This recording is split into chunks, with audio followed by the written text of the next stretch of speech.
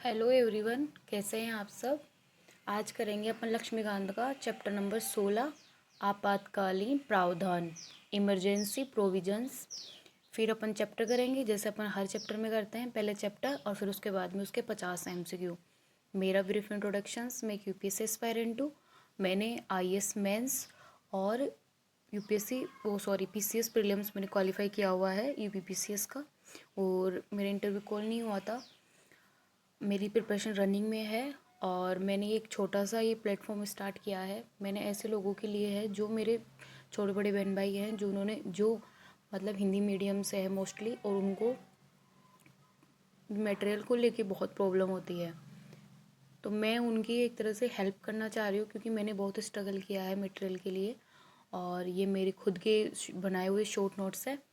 आपको क्लास अच्छी लगे तो आप शेयर करना, इससे मुझे मोटिवेशन मिलेगा और मैं आपके लिए बहुत और भी अच्छे अच्छे वीडियोस लाऊंगी और अच्छे सब्जेक्ट कवर करवा दूंगी।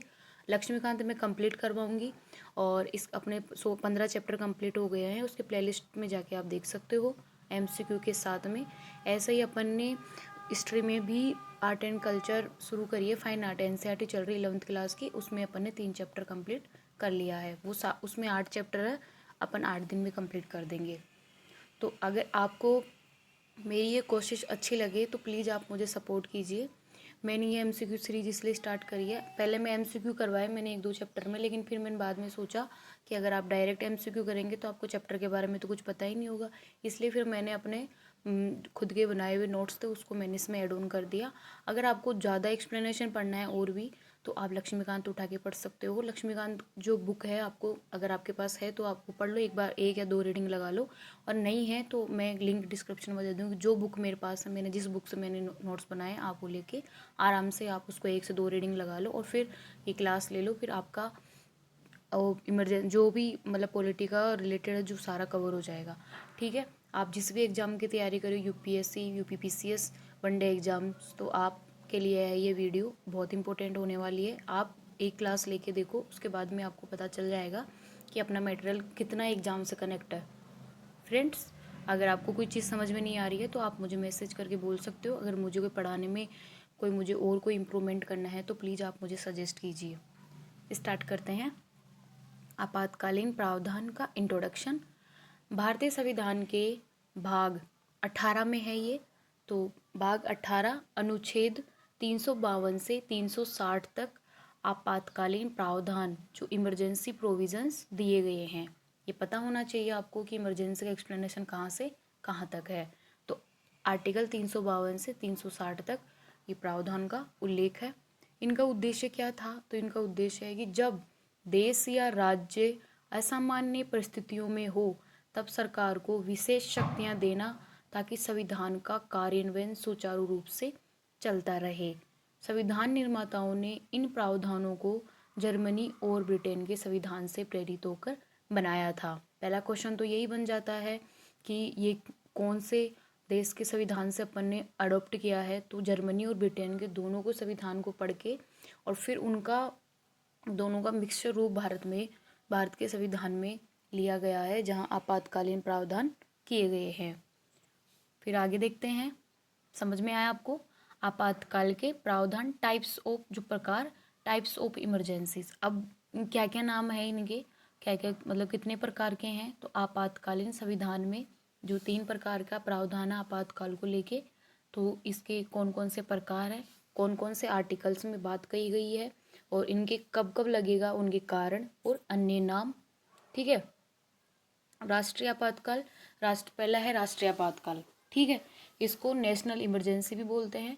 आर्टिकल 352, कब लगेगा ये? युद्ध, बाहरी आक्रमण या सशस्त्र विद्रोह हो तो राष्ट्रीय आपातकाल लगेगा, नेशनल इमरजेंसी भी बोलते हैं। फिर राज्य आपातकाल सेकंड नंबर का, अनुच्छेद 356 में दिया गया है। ये कब लगेगा? जब राज्य में संवैधानिक तंत्र की विफलता हो, अगर वो सक्सेस नहीं हो तो। और इसको प्रेसिडेंट रूल भी बोलते हैं, राष्ट्रीय आपातकाल भी, राष्ट्रपति शासन भी बोलते हैं। वित्तीय आपातकाल, ये अनुच्छेद 360 में दिया गया है।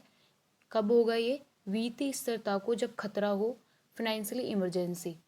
और आपकी नॉलेज वैसे तो अपन पूरा बताऊंगी, मैं चैप्टर में आ जाएगा। भारत में आज तक वित्तीय आपातकाल नहीं लगा है। राष्ट्रीय, अब एक एक को देखेंगे। अपन ने ऊपर देखा राष्ट्रीय आपातकाल, राज्य आपातकाल, वित्तीय आपातकाल।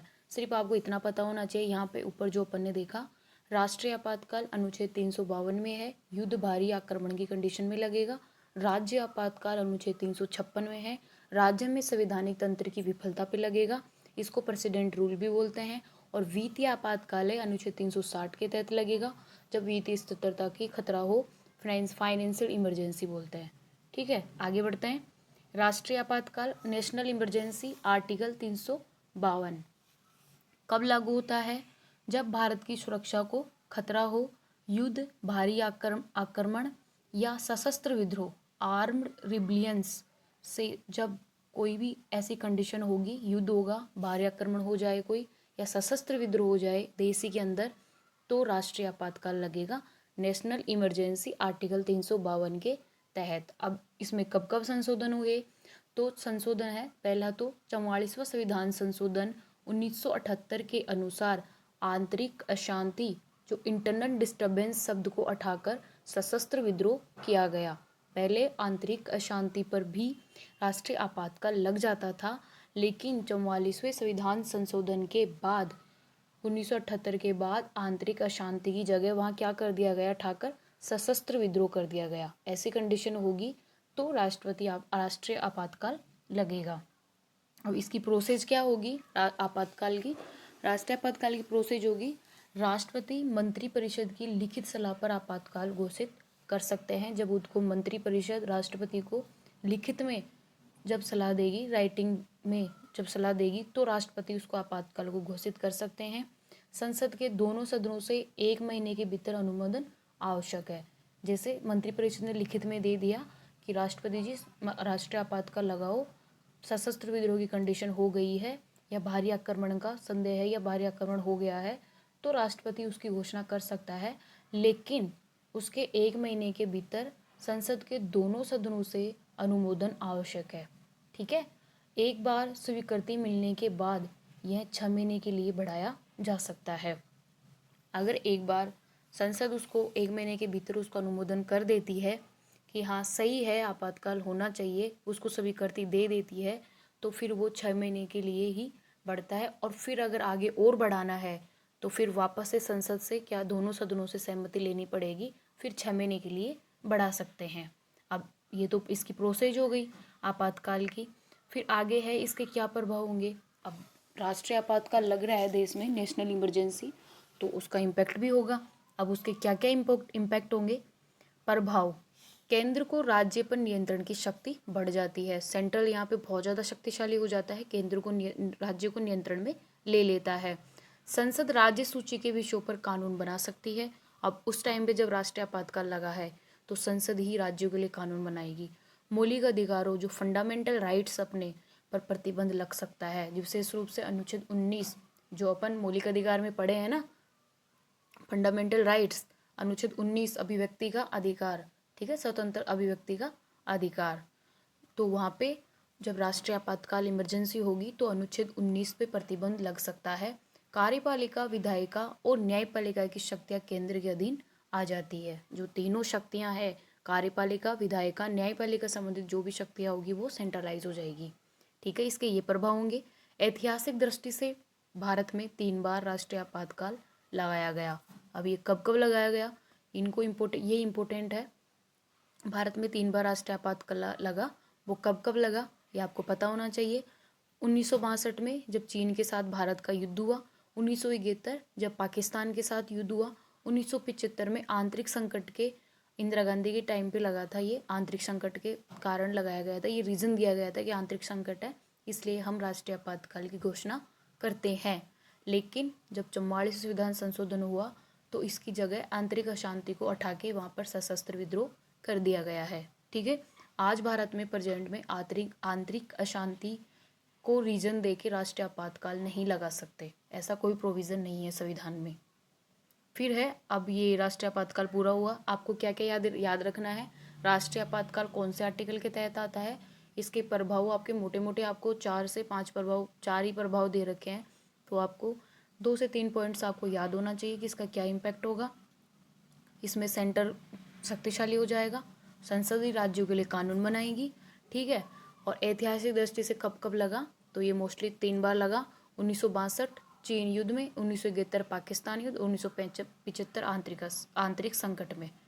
फिर इसके प्रभाव देख लिए अपन ने, इसकी प्रोसेस देख ली कैसे होगा और कब कब तक ये बढ़ेगा। ये पूरा हुआ राष्ट्रीय आपातकाल। देखो आपको समझ में नहीं आए तो आप मुझे प्लीज़ बता दीजिए। और वैसे मैं पढ़ाने की स्पीड ज़्यादा नहीं है, लेकिन अगर फिर भी आपको लगता है कि मैं ज़्यादा स्पीड से पढ़ा रही हूँ तो मैं और स्लो कर दूँगी मेरी स्पीड। पर आपको पहले मुझे बताना पड़ेगा, मुझे कैसे पता चलेगा कि क्योंकि मैं पढ़ा रही हूँ आपको समझ में आ रहा है नहीं आ रहा है। और रहा आपको तो आपको ट्रस्ट करना पड़ेगा। आप ज़्यादा नहीं, आप 2 से 3 चैप्टर आप अच्छे से पढ़ के देखो, फिर आप PYQs क्वेश्चन पेपर लगाओ उठा के पॉलिटिक्स से रिलेटेड जितने मैंने टॉपिक कवर करवा दिए। अगर आपके टॉपिक कवर नहीं हो रहा है वहाँ से, अगर मेरी मटेरियल पढ़ के, तो आप बेफिक्र आइए और वीडियो को डिसलाइक करो और कमेंट में लिख के जाओ कि ये मटेरियल इससे रिलेटेड नहीं है, आप छोड़ दो सीरीज। तो मैं ये सीरीज छोड़ दूँगी क्योंकि मेरी एक कोशिश है, मैंने बहुत स्ट्रगल किया है UPSC में जब मैं यहाँ मेंस तक पहुँची हूँ। लेकिन मैं ये चाहती हूँ कि जो मेरे छोटे बड़े बहन भाई हैं जो ऐसे UPSC एस्पायरेंट है, जिनको मटेरियल को लेके प्रॉब्लम होती है, हिंदी मीडियम मोस्टली, क्योंकि मैं हिंदी मीडियम स्टूडेंट हूँ, तो आपकी थोड़ी मैं जितनी हेल्प कर सकूँ उतनी कर सकूँ, ठीक है। तो आप बेफिक्र होकर पढ़िए, ट्रस्टेबल कंटेंट है। आपको मैं बुक भी सजेस्ट कर रही हूँ लक्ष्मीकांत, तो लक्ष्मीकांत से भी आप मिला के देख सकते हो, आपको एक एक पॉइंट ऐसे कैसे मिलेगा वहाँ पे। चलो आगे बढ़ते हैं। राज्य आपातकाल, प्रेसिडेंट रूल आर्टिकल 356 के तहत कब लागू होगा ये, तो जब किसी राज्य में संवैधानिक तंत्र विफल हो जाए। संवैधानिक तंत्र विफल होने का मतलब है कि जब कोई राज्य में ऐसा हो कि संविधान में जो चीज़ें दी गई है, अगर संविधान को कोई राज्य फॉलो नहीं कर रहा है, उसका उल्लंघन कर रहा है, उसके अकॉर्डिंग शासन नहीं चल रहा है वहाँ पे, तो वहाँ पे राज्य आपातकाल की घोषणा कर सकते हैं संवैधानिक तंत्र विफलता की बात बोल के या उसके बेस पे, आर्टिकल 356 के तहत। और इसको राष्ट्रपति शासन भी बोला जाता है, president rule. Question fact based question one day exams में क्वेश्चन आ जाता है, आपको पता होना चाहिए कि राज्य आपातकालों को ही प्रेसिडेंट रूल बोलते हैं आर्टिकल 356 के तहत। अब विफल हो जाए तो अब जैसे कैसे विफल माना जाएगा आपको पता होना चाहिए। तो राज्य में राजनीतिक अस्थिरता, सरकार अल्पमत में आ जाए, प्रशासन ठप हो जाए, इन द सेंस गवर्नमेंट गिर जाए, ठीक है, गवर्नमेंट ढंग से शासन नहीं चला पा रही है, नई सरकार बनी लेकिन उसको पूरा मत नहीं मिला है, तब राजनीतिक अस्थिरता हो जाए, वहाँ पे राष्ट्रपति शासन लागू होगा आर्टिकल 356 के तहत। अब इसकी प्रोसेस क्या होगी, छोटी सी प्रोसेस है। राष्ट्रपति राज्यपाल की रिपोर्ट या स्वयं की जानकारी के आधार पर आपातकाल घोषित कर सकते हैं। इसमें ऐसा बोला गया है कि वह स्वविवेक के आधार पर राष्ट्रपति को अगर राज्यपाल रिपोर्ट दे कि मेरे राज्य में या हमारे राज्य में शासन राजनीतिक अस्थिरता है और संविधान का उल्लंघन हो रहा है, तो राष्ट्रपति ये रिपोर्ट के आधार पर या स्वयं इससे खुद जो सेल्फ मेड खुद वो करके उसको आपातकाल घोषित कर सकता है उस राज्य विशेष में। संसद की स्वीकृति 2 महीने में आवश्यक है। जब आपातकाल लग जाए उसके 2 महीने के भीतर संसद की स्वीकृति आवश्यक है। एक बार स्वीकृति के बाद ये 6 महीने तक लागू रहता है और अधिकतम 3 वर्ष तक बढ़ाया जा सकता है। उसमें अपन ने क्या देखा था ऊपर, अब देखो क्रॉस क्वेश्चन ऐसे बनता है। जो राष्ट्रीय आपातकाल में अपन ने क्या देखा कि इसको 6 महीने तक बढ़ाया जा सकता है, राष्ट्रीय आपातकाल 352 में।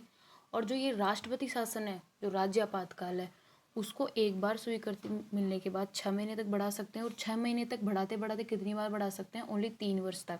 अब इसमें भी लिमिटेशन लगा दी। इसमें क्या लिमिटेशन लगी कि जैसे 6 महीने में संसद ने स्वीकृति 2 महीने में स्वीकृति दे दी तो 6 महीने तक चला, फिर 6 महीने के बाद संसद ने स्वीकृति दे दी, फिर 6 महीने तक चला।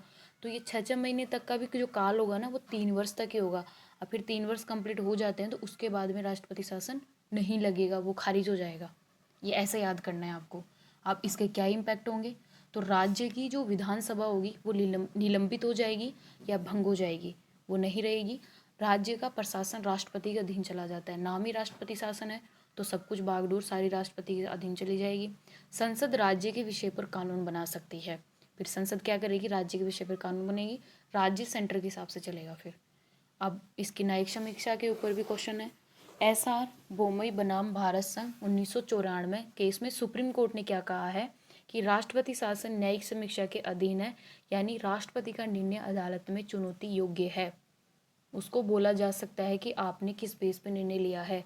ये कब आया? SR बोम्मे केस में आया था 1994 में, कि जब राष्ट्रपति शासन लगा रहे हैं तो उसके बाद में उनको न्यायिक समीक्षा हो सकती है कि उन्होंने निर्णय किस आधार पे लिया, उनके निर्णयों को चुनौती दी जा सकती है। समझ में आया आपको? अब है तीसरा है, 2 कंप्लीट हो गए। अब तीसरा है वित्तीय आपातकाल, फाइनेंशियल इमरजेंसी, आर्टिकल 360। ये कब लागू होता है?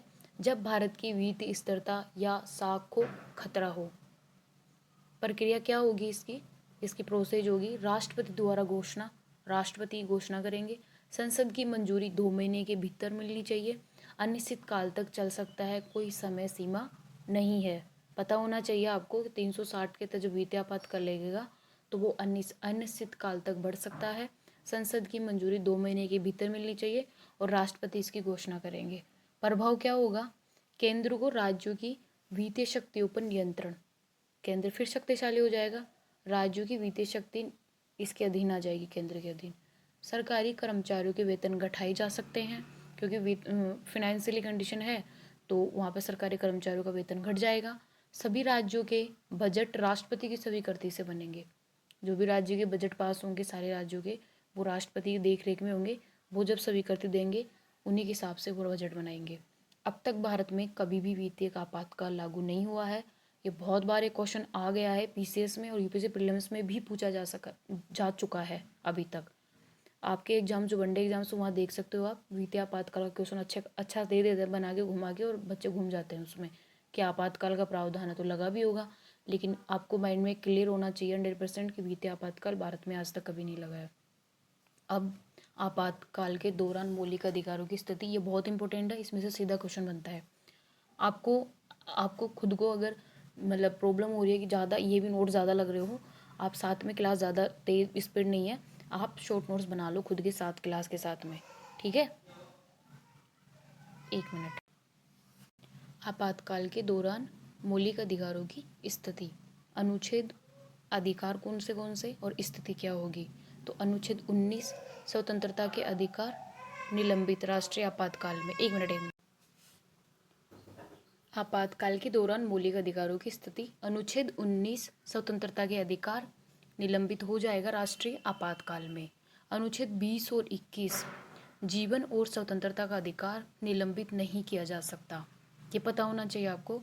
आपातकाल के दौरान भी अनुच्छेद 19 और 20 और 21 को नहीं छीन सकता कोई भी, जीवन और स्वतंत्रता का अधिकार। अनुच्छेद 359 अन्य मौलिक अधिकारों को निलंबित किया जा सकता है अनुच्छेद 359 के तहत। समझ में आया? अब महत्वपूर्ण संशोधन कब कब हुए, तो संशोधन और उनके वर्ष और प्रावधान। ऐसे कैसे आपको, जब आप नोट्स बनाओ तब आपको ऐसे कैसे आप लाइन बाय लाइन, जो जैसे चार्ट में दे रखा है ना वैसे ही आप बनाना, छोटे छोटे स्टडी नोट्स बनाओ, जहाँ पढ़ रहे हो स्टडी टेबल पे लगा लो, सुबह शाम देखो उनको 2 से 3 बार, आपको पूरा याद हो जाएगा, समझ में भी आ जाएगा, आपको कुछ भी रटने की जरूरत नहीं पड़ेगी फिर। संशोधन, वर्ष और प्रावधान। संशोधन 38वां संशोधन कब हुआ? 1975 में। राष्ट्रपति के निर्णय पर न्यायिक समीक्षा नहीं की जा सकती, ये बात बोली गई 38वां संविधान संशोधन 1975 में। फिर 42वां संविधान संशोधन 1976 में आपातकाल की शक्तियाँ बढ़ाई गई, ठीक है, बढ़ गई शक्तियाँ। फिर 44वां संविधान संशोधन आया 1978 में, आपातकाल घोषित करने की प्रक्रिया कठोर की गई। ऐसा माना गया है कि जब 1975 में जब राष्ट्रपति शासन लगा था तो वहाँ पे उस टाइम पे उसमें ये बात बोली गई थी कि आंतरिक अशांति के नाम पे इसमें गलत हुआ है या इसका उल्लंघन हुआ था संविधान का, तो इसलिए 44 संविधान संशोधन 1978 में आपातकाल की जो घोषित करने की जो प्रक्रिया थी, प्रोसेस थी, उसको कठोर कर दिया गया। आगे बढ़ते हैं। अब आपको क्विक रिवीजन में क्या क्या याद रखना है, ये भी इम्पोर्टेंट है। अगर आपको कोई इतना बता रहा है टीचर, मतलब एजुकेटर, तो आपको इतना समझ में आ जाना चाहिए कि आपको बहुत क्लियरली बता रहे हैं चीज़ें। आपको नोट्स तक बनाना कैसे है, कैसे चीज़ें याद रखना है, वो तक मैं तरीका बता रही हूँ आपको स्टडी टिप्स पे साथ में। तो इससे अच्छा और क्या हो सकता है आपके लिए। मेरे को कोई इतना सजेस्ट करता तो आज मैं जॉब में होती, मुझे 2 साल मेहनत करने की और ज़्यादा ज़रूरत नहीं थी। मेरा उसी टाइम पे जब मेंस था तो उसी टाइम मेरा इंटरव्यू भी हो जाता, लेकिन ऐसा सजेशन कोई सजेस्ट करने वाला नहीं था मुझे। तो भारत में जो क्या क्या याद रखना है आपको क्विक रिवीजन में, भारत में 3 प्रकार के आपातकाल हैं, राष्ट्रीय आपातकाल, राज्य आपातकाल, वित्तीय आपातकाल। राष्ट्रीय आपातकाल अनुच्छेद 352 अब तक 3 बार लग चुका है। राज्य आपातकाल अनुच्छेद 356 अनेक बार लागू हो चुका है, ये 100 से भी ज़्यादा बार लग चुका है राज्य आपातकाल, जिसको अपन राष्ट्रपति शासन भी बोलते हैं। वित्तीय आपातकाल अनुच्छेद 360 आज तक कभी लागू नहीं हुआ। एसआर बोमई केस याद रखना है आपको, राज्य आपातकाल पर नियंत्रण कर दिया गया था। इसमें बोला गया था कि जब राष्ट्रपति अगर आपातकाल लगा रहे हैं तो राष्ट्रपति के निर्णय की न्यायिक समीक्षा हो सकती है, उनसे बेस पूछा जा सकता है कि वो किस आधार पर राष्ट्रपति शासन लागू किया कर रहे हैं। अनुच्छेद 19 केवल राष्ट्रीय आपातकाल में निलंबित होता है। अनुच्छेद 20, 21 कभी निलंबित नहीं किए जा सकते। ये क्लियर होना चाहिए, इनमें से दोनों में इतने ही क्वेश्चन बनते हैं, वनडे एग्जाम्स में बहुत अच्छे क्वेश्चन बनाते हैं एग्जामिनर। अनुच्छेद 19 केवल राष्ट्रीय आपातकाल में निलंबित होगा। अनुच्छेद 20, 21 कभी नहीं छीने जा सकते, चाहे कोई सा भी आपातकाल लागू हो। लेकिन हाँ, अनुच्छेद 359 के तहत ये प्रतिबंधित होते हैं। चलो आगे बढ़ते हैं। 44वें संविधान संशोधन 1978 आपातकाल की शक्तियों पर नियंत्रण लगाया गया, ये जैसे अपने ऊपर देखा। अब आपको चैप्टर का पूरा आ गया होगा एनालिसिस। अब जैसे राज्य आपातकाल, राष्ट्रीय आपातकाल, राष्ट्रपति शासन, फिर वित्तीय आपातकाल, 3 आपातकाल देखे, उनके आर्टिकल्स देखे, उनमें कब कब क्या क्या संशोधन हुआ वो भी देखा, इनकी प्रोसेस देखी अपन ने, इसमें मौलिक अधिकारों पे क्या प्रभाव पड़ेगा। इनसे बाहर क्वेश्चन नहीं जाएगा और 50 MCQ अभी कर लो मेरे साथ, आपको क्लियर आ जाएगा अभी। चलो आगे बढ़ते हैं और 50 MCQ कर लेते हैं इसके। आपातकालीन प्रावधान इमरजेंसी प्रोविजंस के 50 MCQ। अब पहले इंट्रोडक्शन से ही क्वेश्चन कर लेते हैं। पहला क्वेश्चन तो यही बन जाता है कि आपातकालीन प्रावधान संविधान के किस भाग में है, तो भाग 18 में है, पता होना चाहिए आपको। आपातकालीन प्रावधान संविधान के किन अनुच्छेदों में दिए गए हैं, तो अनुच्छेद 352 से 356, 360 क्लियर होना चाहिए आपको। देखो मैं ना हर क्लास में मैंने वही ऑप्शन पढ़ती हूँ जो राइट ऑप्शन होता है। अगर आपको कोई प्रॉब्लम है कि मैं 4 ऑप्शन पढ़ूँ तो मैं वो भी पढ़ दूँगी, क्योंकि मुझे 25 से 30 मिनट में क्लास कंप्लीट करवानी होती है। मैं भी एक स्टूडेंट, तो मुझे मेरा भी पढ़ाई का देखना होता है, और साथ में ये देखती हूँ कि जब सामने वाला स्टूडेंट है वो भी टाइम निकाल के अगर क्लास ले रहा है तो उसका भी टाइम बचना चाहिए। अगर आप 4 ऑप्शन पढ़ना चाहो तो आप पढ़ सकते हो, आपके सामने ही है, आंसर में उसके नीचे होता है, तो आप आराम से 4 ऑप्शन में से देखो, आपका माइंड घूमेगा वहाँ पे। आपको एक चीज़ बताऊँ, मैं MCQ इसलिए करवाती हूँ क्योंकि चैप्टर हो गया उसके बाद में अगर आप कोई क्वेश्चन फॉर्म में कोई चीज़ देखते हो तो आपका माइंड उस पर ज़्यादा रिएक्ट करता है, जल्दी उसको इन्फॉर्मेशन को कलेक्ट करने की कोशिश करता है। ठीक है, तो आपको ये पता होना चाहिए कि याद करने की प्रोसेस क्या है। पढ़ने को तो बहुत सारे बच्चे पढ़ते हैं, बहुत कुछ पढ़ लेते हैं, लेकिन उनको कितना याद है नहीं है उनको खुद को पता नहीं होता है। तो आपको ये सीरीज़ बहुत इंपॉर्टेंट रहेगी आपके लिए। आपकी पढ़ाई की टिप्स भी मैं साथ में दे रही हूँ कि आपको कैसे याद करना है। आगे बढ़ते हैं। भारतीय संविधान में कितने प्रकार के आपातकाल का प्रावधान है, तो 3 प्रकार के आपातकाल का प्रावधान है। अब ये पता होना चाहिए कौन कौन से आर्टिकल्स के तहत है, कितने प्रकार का, कौन कौन से प्रकार है। आपातकालीन प्रावधानों की प्रेरणा भारत ने किस देश से ली है, तो जर्मनी के संविधान से ली है। भारत में राष्ट्रीय आपातकाल पहली बार कब लागू किया गया था, तो 1962 में। पता होगा, आपने ऊपर देखा अपन ने भारत और चीन में संघर्ष हो रहा था। राष्ट्रीय आपातकाल आर्टिकल 352। राष्ट्रीय आपातकाल कब घोषित किया जा सकता है, तो राष्ट्रीय आपातकाल कब कब घोषित होगा, युद्ध या भारी आक्रमण की स्थिति में और सशस्त्र विद्रोह की स्थिति में राष्ट्रीय आपातकाल घोषित होगा आर्टिकल 352 के तहत। आंतरिक अशांति शब्द को किस संशोधन द्वारा हटाया गया था, तो ये इंपोर्टेंट है। 44वें संविधान संशोधन 1978 के तहत आंतरिक अशांति शब्द को हटा दिया गया। राष्ट्रीय आपातकाल लागू करने से पहले राष्ट्रपति किसकी सलाह पर कार्य करते हैं, तो मंत्रिपरिषद की लिखित सलाह पर काम करेगा राष्ट्रपति।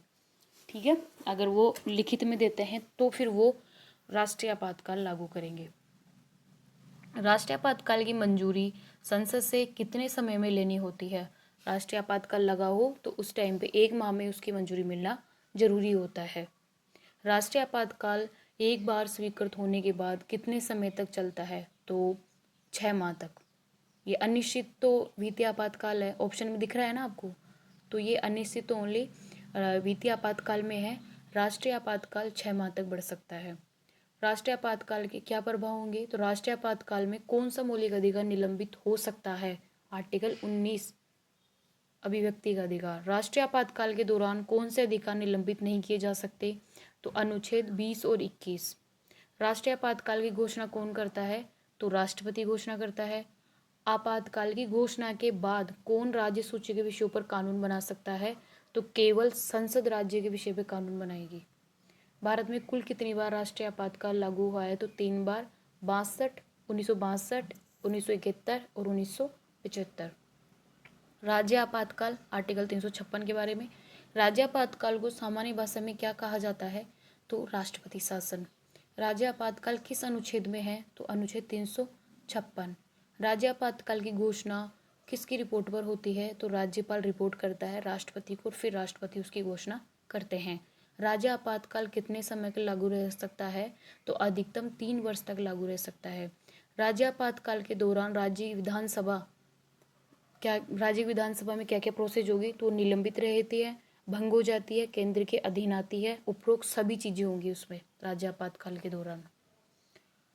न्यायिक समीक्षा एवं सीमाएं। राज्य आपातकाल के दुरुपयोग को रोकने वाला प्रमुख निर्णय कौन सा है? तो एसआर बोम्बई मामला, जिसमें कहा गया था 1994 में कि राष्ट्रपति अपने निर्णय और राष्ट्रपति शासन लागू करते हैं तो उसके जो निर्णय पर न्यायिक समीक्षा हो सकती है।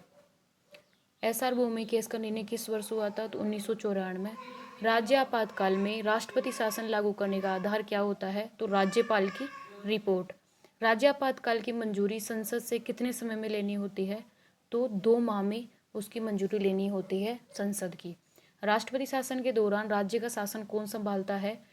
तो राज्यपाल राष्ट्रपति के नाम पर राज्य का शासन संभालता है। वित्तीय आपातकाल के बारे में। वित्तीय आपातकाल का प्रावधान किस अनुच्छेद में है? तो अनुच्छेद 360 में। वित्तीय आपातकाल घोषित करने का अधिकार किसे है? तो राष्ट्रपति को।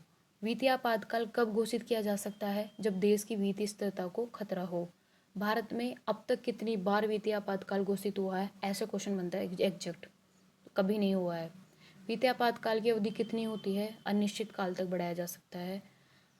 अब इसके प्रभाव संशोधन। वित्तीय आपातकाल में कर्मचारियों के वेतन घटाए जा सकते हैं। वित्तीय आपातकाल के दौरान सभी राज्य बजट को किसकी स्वीकृति चाहिए? राष्ट्रपति की। किस संशोधन ने आपातकाल की प्रक्रिया को सख्त बनाया है? तो 44वें संविधान संशोधन ने। 42वें संविधान संशोधन 1976 क्या किया गया? तो आपातकालीन शक्तियाँ बढ़ाई गई। 38वां संशोधन 1975 में क्या जोड़ा गया? राष्ट्रपति के निर्णय को राज्य न्यायालय के दायरे में बाहर किया गया। राष्ट्रपति के निर्णय को राज्य जो निर्णय सुप्रीम कोर्ट थे उसके दायरे से बाहर कर दिया गया था 38वें संविधान संशोधन 1975 में। फिर कौन सा अनुच्छेद मौलिक अधिकारों को निलंबित करने की अनुमति देता है? तो अनुच्छेद 359। अब इसमें मार्शल लॉ के बारे में दिया गया है। राष्ट्रीय आपातकाल के समय किस सूची पर संसद को पूर्ण अधिकार होता है? तो संघ सूची, राज्य सूची, समवर्ती सूची, सभी सूचियों पर उसको पूर्ण अधिकार होता है। आपातकाल के दौरान कौन सा शासन प्रणाली लागू होती है? तो एकात्मक शासन प्रणाली लागू होती है।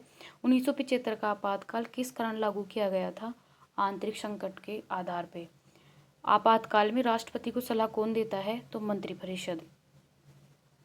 राष्ट्रीय आपातकाल हटाने का अधिकार किसके पास है? तो राष्ट्रपति के पास। आपातकाल के दौरान चुनाव स्थगित किए जा सकते हैं। क्या क्या कंडीशंस होगी आपको पता होना चाहिए। स्थगित होंगे।